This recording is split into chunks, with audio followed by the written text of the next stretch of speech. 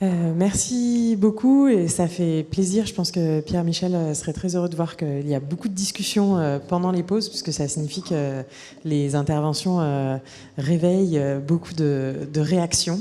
Donc c'est vraiment tout à fait riche. Pour la dernière intervention donc, du colloque, on va avoir Colombe Saillard et Colin Marchica pour une intervention donc, sur les Olympiades de mathématiques spécifiquement. Colombe Saillard est doctorante au sein de la chaire de sociologie du travail créateur et après des études à Sorbonne Université, elle a intégré l'École nationale de statistique et d'administration économique, l'ENSAE, puis Sciences Po Paris pour parfaire sa formation en mathématiques et analyse de données quantitatives. Actuellement, sa thèse intitulée Trajectoire scolaire et périscolaire en mathématiques vise notamment à mieux comprendre la baisse de l'appétence et des performances en mathématiques, ainsi que le rôle de cette discipline dans l'orientation des élèves. Elle s'intéresse également au concours périscolaire en mathématiques comme dispositif de sélection et de démocratisation de la discipline. Donc c'est plutôt de cette partie-là dont ils parleront ensemble aujourd'hui. Et Colin Marchica est ingénieur d'études statisticien à l'EHESS depuis 2003, affilié au Centre des savoirs sur le politique, recherche et analyse, le CRESPA. Après des études universitaires de statistique puis des travaux dans plusieurs centres de recherche dont le CREST à l'INSEE, il pratique principalement l'analyse de données administratives mais aussi de données d'enquête.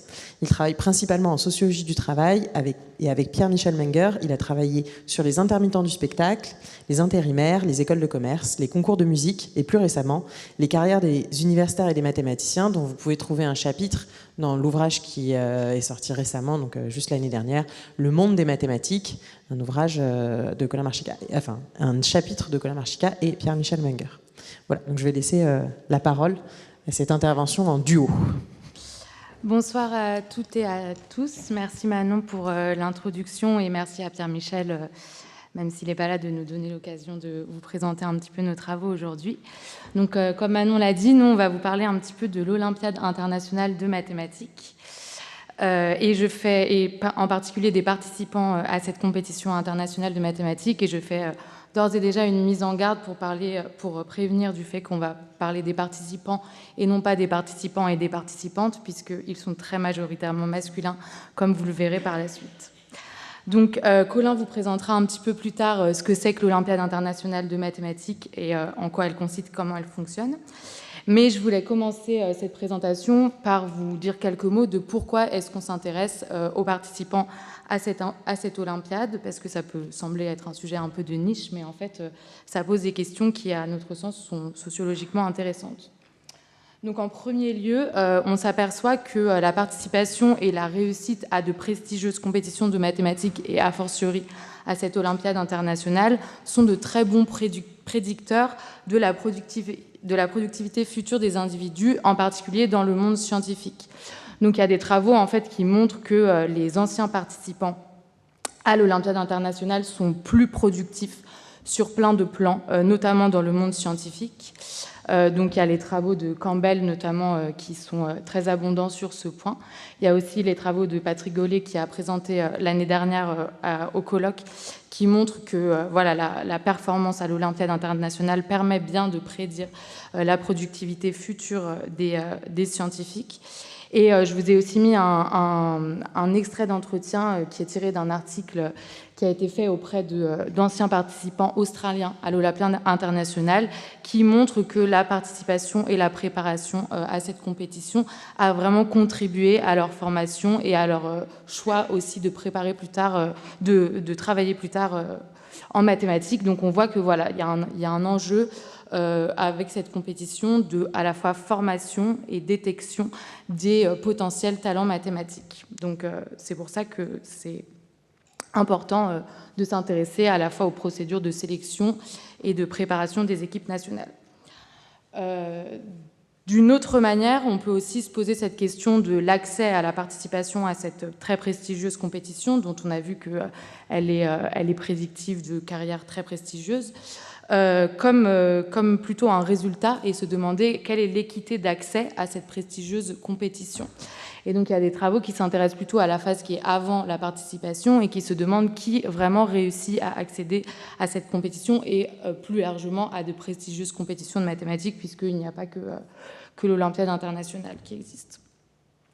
Et donc, on s'aperçoit qu'effectivement, il y a de fortes disparités sociales et genrées d'accès à des compétitions de mathématiques. Il y a une distorsion de la composition sociale des participants et, a fortiori, des lauréats. Et donc, pour l'Olympiade internationale, c'est particulièrement visible l'aspect des inégalités de genre. Donc là, je vous ai montré sur ce graphique la composition genrée des équipes françaises à l'Olympiade internationale, donc c'est assez édifiant. Il y a les parties en gris, en fait, c'est les parties pour lesquelles je n'ai pas réussi à connaître le genre du participant ou de la participante. Il y en a une autre en 71 qui n'est pas sur le graphique que j'ai retrouvé hier. Mais du coup, voilà, il y a eu en tout 11 participantes féminines à l'Olympiade pour l'équipe française et donc 13 participations en tout.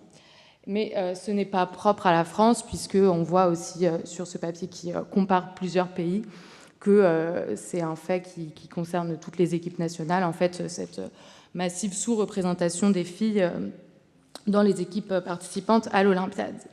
Et donc, tout ça pour vous dire qu'au-delà de la question spécifique de la réussite de la France à une prestigieuse compétition internationale de mathématiques, étudier la sélection et la préparation des participants à l'Olympiade, à la fois en France et dans d'autres pays, c'est un moyen de nous questionner sur la manière dont on identifie et on développe le talent scientifique et comment on peut améliorer ces procédures à la fois du point de vue de l'équité et de l'efficacité.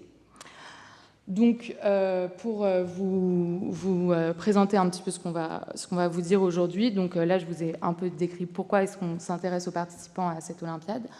Colin va vous présenter des comparaisons internationales à la fois sur des trajectoires de réussite d'équipes nationales pour illustrer le fait que voilà, il y a différents profils et parfois qui sont parfois un petit peu étonnants. Et aussi qu'on voit qu'il y a différentes stratégies de recrutement et de préparation des participants à l'Olympiade dans les pays, et on se demandera lesquelles sont plus efficaces en étudiant en particulier la question de la multiparticipation, donc le fait de réutiliser, enfin de réenvoyer plusieurs fois les mêmes participants plusieurs années de suite. Et puis ensuite, moi, je vous parlerai un petit peu plus précisément du cas français, en essayant de vous présenter l'histoire de la sélection et de la préparation de l'équipe française à l'Olympiade internationale, en essayant de défendre l'idée qu'on est passé plutôt d'un modèle basé sur la détection stricte du talent mathématique à un modèle qui est plus basé sur une sélection précoce et un développement surtout du potentiel des potentiels participants. Et puis enfin, pour conclure, je vous présenterai des travaux que je suis en train de faire sur la question spécifique en amont de la préparation, quelles sont les procédures d'accès même avant la participation, à la candidature, à la participation, comment ça se passe dans les établissements. Et je vous présenterai des arguments qui vont en faveur de l'idée que c'est là, en fait, que se créent beaucoup de disparités sociales, en fait.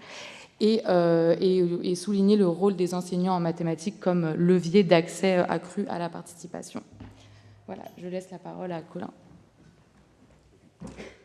Donc les Olympiades ont eu lieu pour la première fois en 1959 en Roumanie. Elles regroupaient uniquement 7 pays qui étaient des pays de l'Est.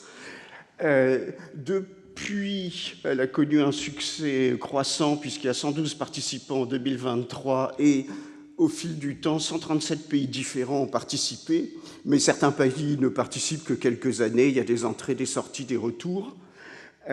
Depuis 1981, le système est assez stabilisé. Donc chaque équipe nationale présente 6 candidats, lesquels doivent composer sur 6 exercices, chaque exercice étant sur 7 points. Un candidat peut donc avoir 42 points. Et pour classer les équipes, on fait la somme des notes des candidats. Donc, il vaut mieux dire des participants que des candidats. Donc, depuis 1981, on a un panel de presque 12 000 participants qui compte pour 17 000 participations, puisqu'un participant peut faire plusieurs Olympiades successives. sachant que la règle est quand même que ce sont des élèves de fin de second cycle qui sont censés être concernés, même s'il y a eu des plus vieux et qu'il y a régulièrement des plus jeunes. Les meilleurs pays, nous allons voir quelques pays. Les meilleurs pays sont clairement la Chine, les États-Unis et la Russie, quoique la Russie n'ait pas participé ces dernières années. Vous savez pourquoi. La Corée du Sud s'est insérée sur ce podium, bon an, mal an, selon les années. Donc, l'évolution du nombre de participants, la voilà. On part de 27 en 1981, on arrive à 112 l'année dernière. Le pic qu'on voit en 1993 a une explication purement politique, c'est l'éclatement de l'URSS. Donc, en 91, on a un participant qui s'appelle l'URSS. En 92, on a deux qui sont la Russie et la CEI. Et à partir de 93, on a jusqu'à 14-15 pays. Il y en a un ou deux qui ne rentrent pas tout de suite dans les Olympiades à titre individuel. Gardez bien en tête cette évolution régulière et par moments forte. Donc, je vais vous montrer maintenant les trajectoires de certains pays, en commençant par un pays absolument capital dans les mathématiques internationales, le Luxembourg, qui est, comme vous le savez, un tout petit pays, donc qui a forcément du mal à aligner une équipe de haut niveau. Le Luxembourg, c'est moins que la communauté urbaine de Lille. Donc vous voyez, alors d'abord, le graphique de droite présente les rangs auxquels a été classé le Luxembourg d'année en année. Alors faites attention, le numéro 1, c'est le meilleur, donc plus on monte, plus on est mauvais. Donc ce graphique donne l'impression, voilà, que le Luxembourg est en chute libre d'année en année. C'est pas exactement ça. C'est pour ça qu'on a inventé à gauche ce qui s'appelle le principe des rangs relatifs. Qu'est-ce que c'est qu'un rang relatif? Si vous êtes 10e sur 100, il y a 10% des autres candidats qui sont meilleurs que vous. Si vous êtes 10e sur 50, il y a 20% des candidats qui sont meilleurs que vous. Donc on fait la différence sur le nombre de participants. Et comme vous le savez, il est en augmentation constante. Donc finalement, le Luxembourg a des résultats assez constants, entre à peu près au rang 80%. Il y a à peu près 80% des pays qui font mieux régulièrement. D'autres pays, à partir de maintenant, je ne vous présenterai plus que les rangs relatifs à gauche. Quelques pays qui ont fait une entrée réussie, voire fracassante, la Corée du Sud, qui, après quelques années d'hésitation, est clairement rentrée d'abord dans les 20% les meilleurs, puis les 10% les meilleurs, voire parfois première, en 2012 et 2017. Une autre entrée moins remarquable, mais tout à fait correcte, celle du Bangladesh, qui part de très bas, qui progresse pendant une quinzaine d'années pour se stabiliser vers le rang à peu près à 40%, donc dans la bonne moitié. Un cas particulier, l'ex-Tchécoslovaquie, qui s'est scindée en deux, elle aussi en 1993 d'ailleurs. Vous voyez que la Tchécoslovaquie, au début, obtient d'assez bons résultats.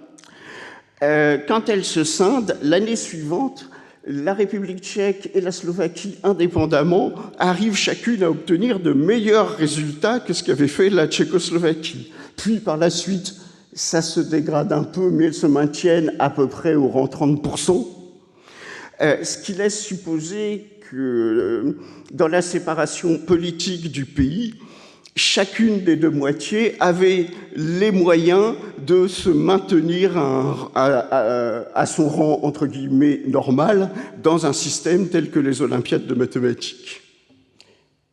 Et maintenant, pour finir, la France. Comme vous voyez, donc, il y a deux périodes. Jusqu'au début des années 90, la France est en progression très nette. Puis, il se passe quelque chose d'assez terrible entre 90 et 95.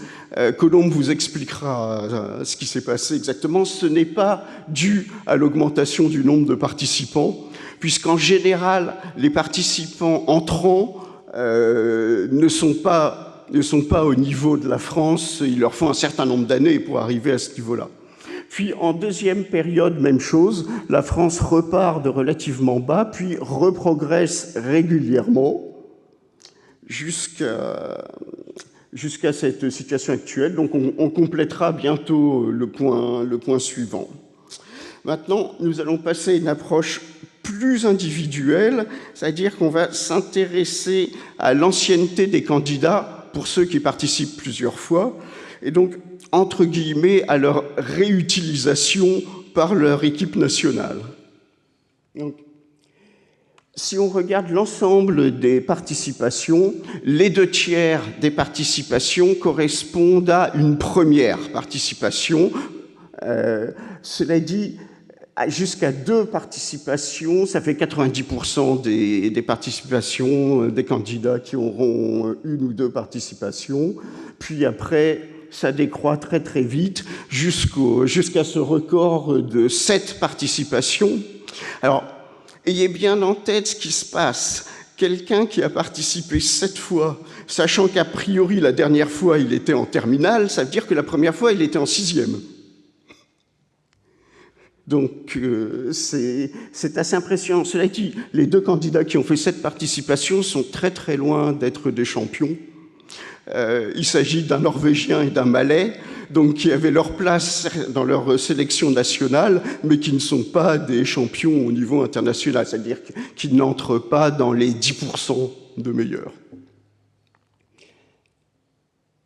Donc, l'ancienneté moyenne des candidats, au fil du temps, de 1988 à 2023, vous voyez, elle aussi est en croissance plus ou moins régulière. On passe d'une ancienneté de 0,2 années, c'est-à-dire qu'un candidat sur 5 a plus d'une année d'expérience, à environ un peu plus de 0,5 années, c'est-à-dire que là, un candidat sur 2 a déjà une année d'expérience, en moyenne. Ça nous amène à ce tableau-là où j'ai classé les pays selon le nombre de participations de leurs candidats. Donc tout en haut, vous voyez la Chine, la barre noire signifie que quasiment tous ces candidats sont des candidats qui font une première participation, et pour à peine 5-6% de ces participants, il y aura une seconde participation. Jusqu'à tout en bas, Israël. J'ai pris à peu près les 30 meilleurs pays du monde parce que des pays moins bien classés, on a des variations très très fortes d'une année sur l'autre. On voit bien que les systèmes sont moins stabilisés. Donc tout en bas, l'exemple d'Israël ou de la Roumanie, qui ont presque la moitié de leurs candidats qui ont déjà l'expérience d'au moins une participation. Vous voyez à peu près 30% de gris, c'est-à-dire de deuxième participation, 10% de bleu, une troisième participation. Bon, puis au-delà de la troisième participation, ça reste quand même relativement rare. Maintenant, le détail pour 4 pays d'année en année. Donc, en haut à gauche, la Chine, qui, comme vous le voyez, n'utilise, entre guillemets, ses candidats qu'une seule fois. À tel point que les 8 dernières années, on n'a pas vu un candidat qui présentait 2 années de suite. On verra ce qui se passe pour les années à venir, mais le modèle chinois, visiblement, n'incite pas les candidats à se représenter. Ou ils ne sont pas sélectionnés. En haut à droite, le modèle de la France, qui réutilise très peu ses candidats. Dans la liste précédente, la France est en 4e position, en haut. Oui, c'est ça, en 4e position, à peu près au même niveau que l'Iran. Donc la France utilise très peu ses candidats, réutilise très peu ses candidats, mais vous voyez, il y a un phénomène plus récent, notamment ceux qui arrivent à une 3e participation, ça commence dans les années 2010-2011, et on voit bien que du coup, il y a moins de candidats qui en sont à leur première participation. Donc en fait, la France est dans la tendance mondiale qui consiste à réutiliser de plus en plus ses candidats. En bas à gauche, les USA, qui eux ont visiblement une culture de réutilisation des candidats. Par contre, on ne voit pas de tendance qui serait à la réutilisation de plus en plus systématique. Et pour finir, le Canada, qui, lui, visiblement a toujours eu une politique de réutilisation, mais qui semble se renforcer dans la dernière décennie. Jusqu'au candidat en brun en 2014, dont vous voyez la 6e participation. On voit sa 5e participation en rouge l'année d'avant, sa 4e participation en rose, etc., les années précédentes. Maintenant, quel gain pour les candidats à reparticiper, à avoir donc accumulé une expérience? Donc toujours les mêmes exemples. Alors, en haut à droite, la Chine. Que représentent ces graphiques? En abscisse, vous avez la note de la précédente participation et en ordonnée la note de la participation suivante. Alors, ça peut être première et deuxième participation, deuxième et troisième, etc., etc. Ça, c'est la couleur qui vous le dit. Donc, quand un point est au-dessus de la bissectrice, ça veut dire que le candidat a progressé d'une année sur l'autre. Quand le point est en dessous de la bissectrice, c'est qu'il a régressé. Donc, vous voyez, les Chinois, comme on l'a vu, ils sont très très peu nombreux à participer plusieurs fois. Ils sont très bons, puisqu'ils ont tous au moins 35 points, c'est-à-dire 6 points sur les 5 exercices les plus faciles, plus éventuellement des points supplémentaires. Voyez les deux malheureux qui sont tout à droite, qui à leur première participation ont obtenu la note maximum, ils ne pouvaient pas faire mieux l'année suivante. Et 2 d'entre eux ont fait moins bien et il y en a un qui arrive à se maintenir. Maintenant, le cas de la France, donc beaucoup plus de candidats qui participent 2 fois, en moyenne beaucoup moins bon, tout le spectre des notes quasiment est utilisé. Vous voyez donc à ce propos que c'est pas parce qu'on a eu une mauvaise note à une première participation qu'on est forcément éliminé pour une suivante, puisque vous voyez à gauche des candidats qui ont eu 6, 7, 10 points, qui malgré tout sont invités à participer l'année suivante. Vous voyez quand même qu'il y a nettement plus de points au-dessus qu'en dessous, donc il y a un gain pour les reparticipants. Donc, à mon avis, un gain qui peut s'expliquer d'une part par l'expérience acquise aux IMO et au fait d'avoir subi les entraînements et les processus de sélection plusieurs fois, mais aussi, il ne faut pas l'oublier, au parcours scolaire. Ils ont une année scolaire de plus en bagage. Maintenant, en troisième, les USA, donc beaucoup de réutilisation, en moyenne de bons, très bons candidats. Et le Canada, qui est, je dirais, un mixte entre la France et les États-Unis, beaucoup de participation multiple, sur tout le spectre des notes, avec quand même une majorité de progression. Et vous voyez en haut à droite le point marron, donc c'est le candidat qui a fait 6 participations, et à sa 6e participation, il a atteint la note maximum. Donc, il y a en moyenne un gain à reparticiper. Ce gain est de 3,3 points entre la première et la deuxième participation, ce qui correspond à 9% de gains relatifs gagnés. Donc si vous étiez dans les 20% la première fois, vous allez être presque dans les 10% la deuxième fois, en moyenne. À la troisième participation, on ne gagne plus que 2,5 points. À la quatrième, 1 point. Et puis il y a des rendements décroissants. Et sur les 6 et 7e participations, vu le peu de candidats concernés, on évite de faire la moyenne parce que c'est trop de cas individuels. Donc, est-ce que ces progrès individuels ont un effet sur la réussite de l'équipe? Donc, en gros, est-ce que le Canada, qui réutilise beaucoup ses candidats, va être meilleur que la Chine, qui ne les réutilise pas? Vous attendez à ce que la réponse soit non. Alors, ce graphique répond un peu à cette question. En abscisse, on a la réussite de l'équipe, toujours en rang relatif, donc avec la Chine tout à droite en bas, la Russie, les États-Unis, vous les voyez, les meilleurs pays, et en ordonnée, l'ancienneté moyenne des candidats, avec, comme je l'avais signalé, tout en haut, Israël et la Roumanie, en haut à droite. Donc, ce graphique nous montre qu'il n'y a pas de rapport entre les deux choses. Réutiliser ces candidats ne permet pas de prévoir une bonne réussite. Donc, réutiliser les candidats n'est pas nécessairement une stratégie payante. Tout dépend des modes de sélection et de préparation propres à chaque pays. Et Colombe va donc vous parler du cas de la France. Merci.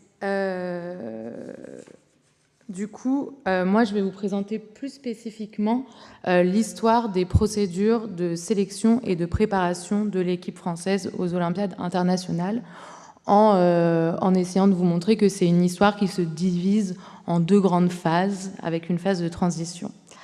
Donc, en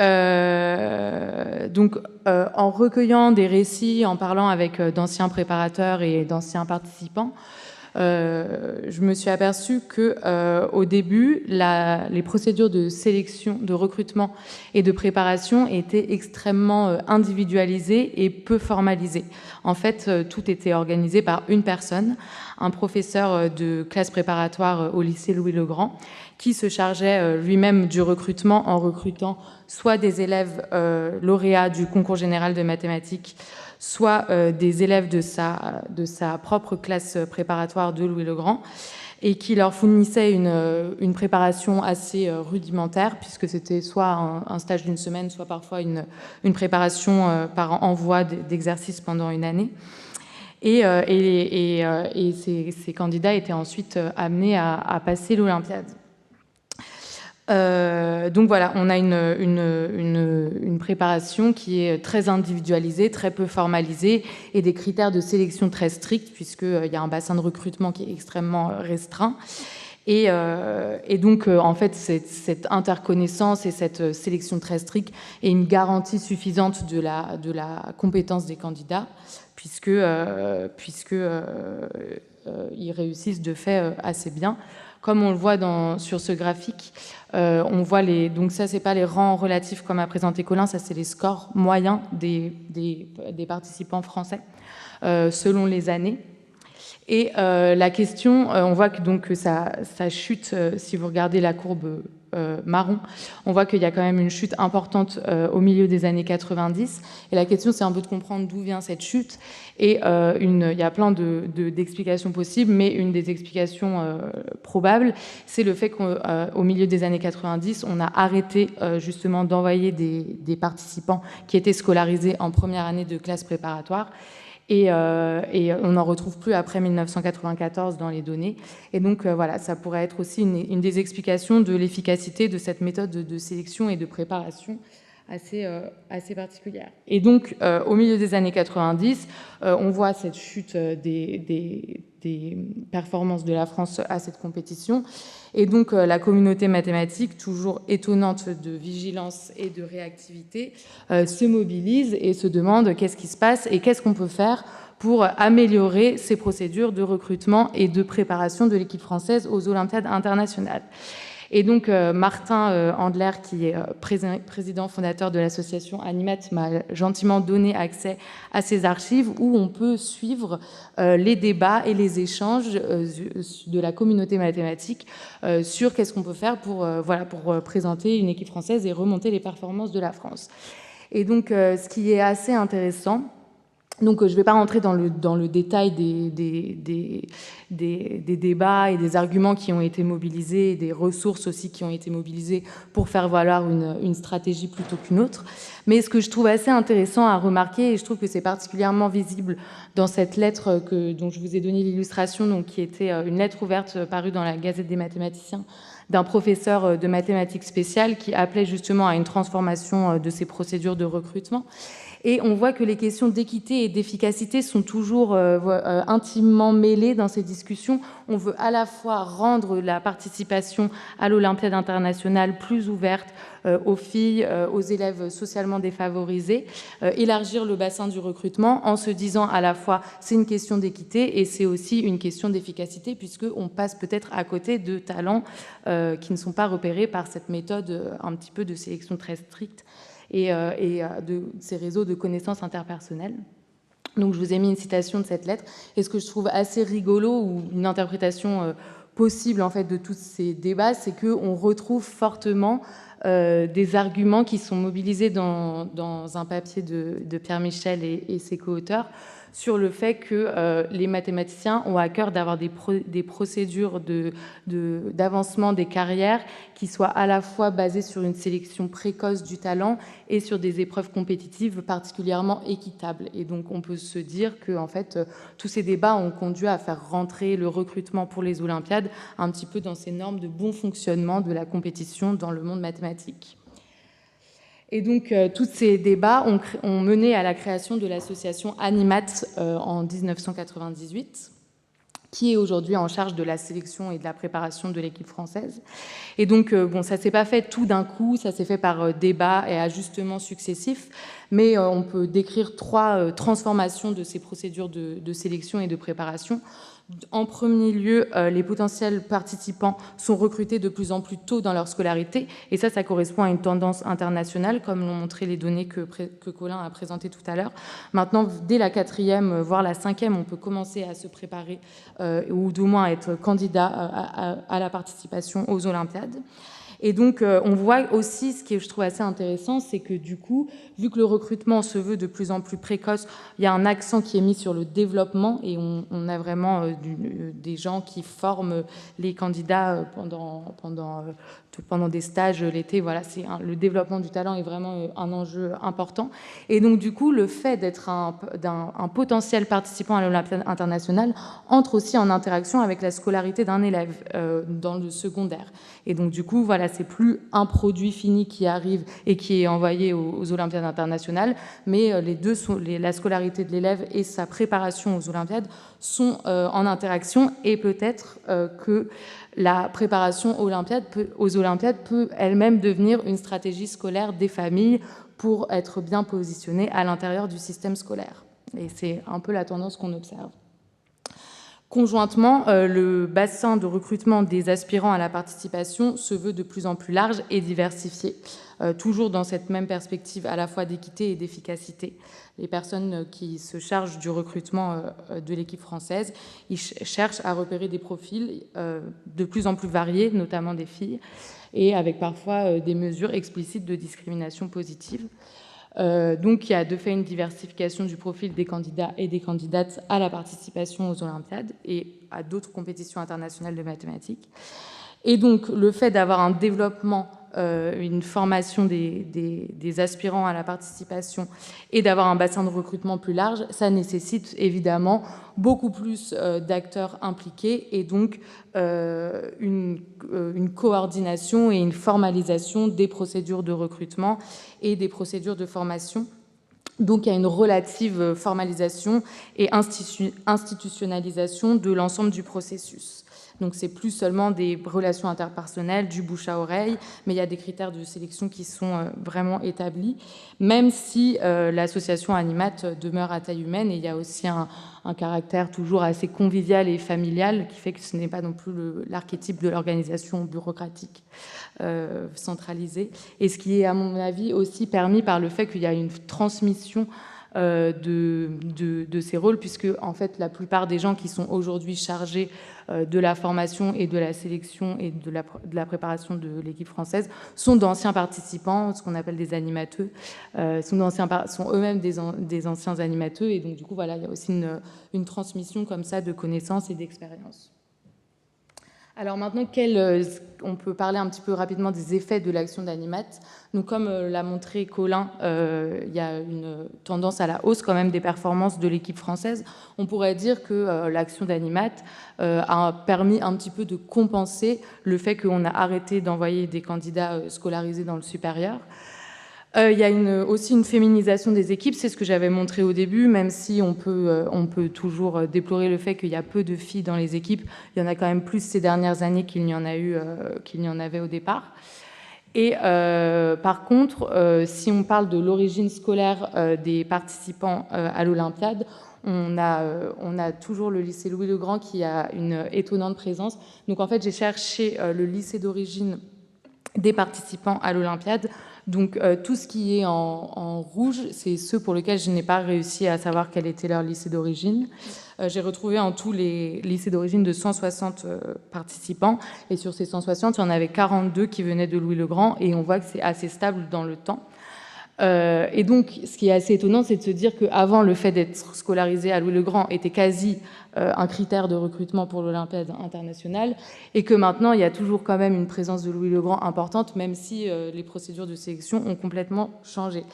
Donc ça reste à étudier, mais je voudrais préciser quelque chose sur ce point. Comme je l'ai dit tout à l'heure, vu que les potentiels participants sont recrutés de plus en plus tôt, un phénomène qui existe, et il faudrait quantifier si c'est un phénomène marginal, c'est que parfois ils peuvent rentrer à Louis-le-Grand parce que ils sont déjà dans le système de préparation aux Olympiades, et même ils peuvent rentrer dans le système de préparation aux Olympiades parce qu'ils voulaient rentrer à Louis-le-Grand. Comme je l'ai dit, ça peut devenir une stratégie des familles.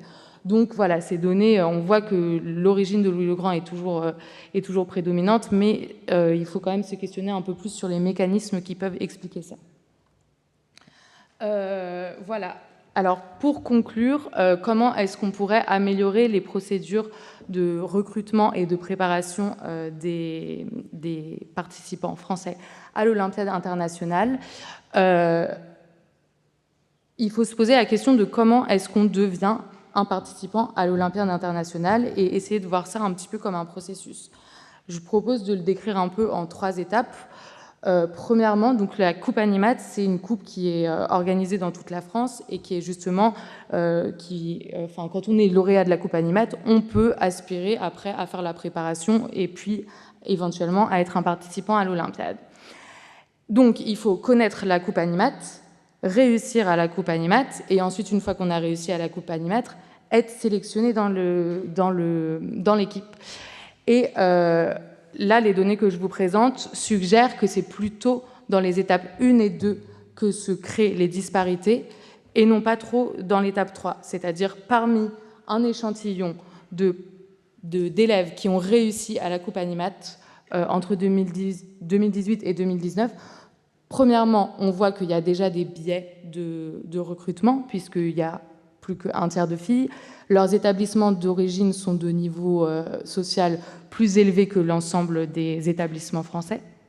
On voit aussi qu'il y a un énorme biais en faveur de la région parisienne. Et ce qu'on voit, c'est que si on essaye de prédire la probabilité d'être sélectionné dans l'équipe en fonction du genre, de l'IPS, de l'établissement d'origine, et du fait de venir d'une académie de région parisienne ou pas, et du premier score lors d'une participation à la Coupe Animat, la seule chose qui arrive à déterminer est-ce qu'on sera sélectionné, c'est ce score lors d'une première participation à la Coupe Animat sur cette période. Ça veut dire que dans les procédures de sélection à l'intérieur d'Animat, c'est une évaluation de la compétence mathématique à l'entrée qui prédit le mieux le fait d'être sélectionné ou pas. Donc, on peut supposer que les biais de sélection ont plutôt lieu en amont, c'est-à-dire les étapes 1 et 2, connaître la coupe Animat, et 2, réussir à la coupe Animat. Et donc moi, je m'intéresse plutôt à l'étape 1, en faisant l'hypothèse que la participation à la coupe Animat elle-même peut être décrite un petit peu comme un processus dans lequel les enseignants du secondaire ont un rôle absolument majeur, puisque c'est eux et elles qui diffusent l'information sur l'existence de cette coupe Animat auprès des élèves, c'est eux qui peuvent inciter à la participation, c'est eux qui peuvent préparer aussi les élèves. Donc voilà, ils ont un rôle clé, et donc en partant de ce constat, on s'est demandé quel est l'avis des enseignants et des enseignantes du secondaire sur l'existence de ces compétitions et quelles sont leurs pratiques aussi auprès des élèves. Donc ça, c'est des résultats que je suis en train d'analyser. Donc on a envoyé un questionnaire sur ces questions à des enseignants de mathématiques du secondaire. On a eu 557 réponses. Et sur ces 557, seuls 66, et je précise que ces réponses, si on les analyse en termes de genre, en termes d'IPS, en termes de répartition géographique, ils sont assez représentatifs. Ce n'est pas un échantillon très biaisé de la population des enseignants en mathématiques. Et donc, seules 66 personnes disaient connaître la coupe Animat. Et ça, c'est quand même quelque chose, à mon avis, qui est un gros résultat, c'est-à-dire qu'il y a une méconnaissance et une mauvaise répartition de l'information, même sur l'existence de cette coupe. Et ça, c'est un levier d'action, évidemment, qui est à prendre en compte. Quelque chose qui contredit un peu les idées reçues sur les enseignants et les enseignantes de mathématiques, c'est qu'on a parfois l'impression dans des papiers qu'on soupçonne un petit peu les enseignants et les enseignantes de mathématiques d'avoir des préjugés négatifs à l'égard de ces compétitions et donc du coup de ne pas encourager leurs élèves à y participer. Et le questionnaire va pas tellement dans ce sens, puisque globalement, les professeurs de mathématiques étaient plutôt favorables aux compétitions et les voient même comme un outil pédagogique utile pour leur enseignement. Et ils sont prêts et prêtes à s'y impliquer, c'est-à-dire qu'ils disent que c'est normal que ce soit eux d'informer les élèves, ce soit eux de préparer les élèves, d'encourager les élèves à participer, de contribuer aussi à l'organisation des épreuves, etc. Et par contre, ils soulignent un manque de ressources, que ce soit des moyens vraiment matériels, des temps dans l'emploi du temps pour faire des cours de préparation, voilà, des ressources organisationnelles et aussi une compensation financière et une reconnaissance institutionnelle de cette mission. Donc, quelles sont les recommandations qu'on pourrait formuler pour améliorer à la fois l'efficacité et l'équité du recrutement des participants français à l'Olympiade? Je pense que la grosse conclusion, c'est de mieux doter les enseignants de mathématiques, à la fois en ayant une meilleure répartition de l'information et des moyens matériels et organisationnels. Et enfin, je voulais finir par plutôt une question qu'une affirmation et que je propose à votre réflexion. C'est l'association Animat. Est-ce qu'il faudrait que l'association Animat grandisse? Est-ce qu'il faudrait qu'il y ait un changement d'échelle et que vraiment ce soit un truc national avec une grosse organisation, voilà, beaucoup plus formalisée? On peut réfléchir aux avantages et désavantages qu'aurait un tel changement d'échelle. Et pour comparaison, on peut prendre l'Olympiade nationale, qui est une compétition, voilà, un petit peu plus institutionnalisée, formalisée, mieux répartie, qui a une meilleure diversité de participants et de lauréats, mais on peut questionner aussi son efficacité dans le devenir des lauréats à cette compétition. Voilà, je vous remercie pour votre attention.